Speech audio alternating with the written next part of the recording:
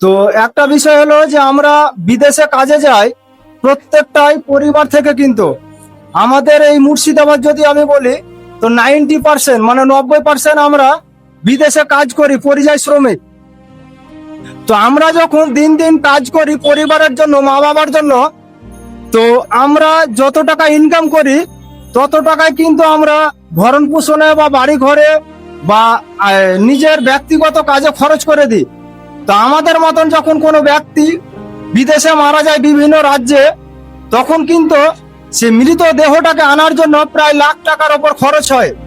এই খরচটা কিন্তু খুব কম না, সীমিত না, অনেক টাকা, আমাদের পক্ষে অনেক টাকা। এটা আমরা পারলেই সেটা তুলতে পারি না কোনোভাবে। তাই আমরা এই গ্রুপে মানে এই কাজটা নিয়েছি যে আমরা যদি সেই পরিবারের পাশে কিছু অন্তত মানে কিছু সাহায্য তুলে দিতে পারি বা তাদের পাশে দাঁড়াই, বিপদে মানুষের পাশে দাঁড়ালে সেই মানুষটা কিন্তু খুশি হয়। সেই উদ্দেশ্য আজকে আমরা এই গ্রুপে এই কাজটা করে থাকি সিদ্ধেশনগর পথের দিশা ফাউন্ডেশন থেকে।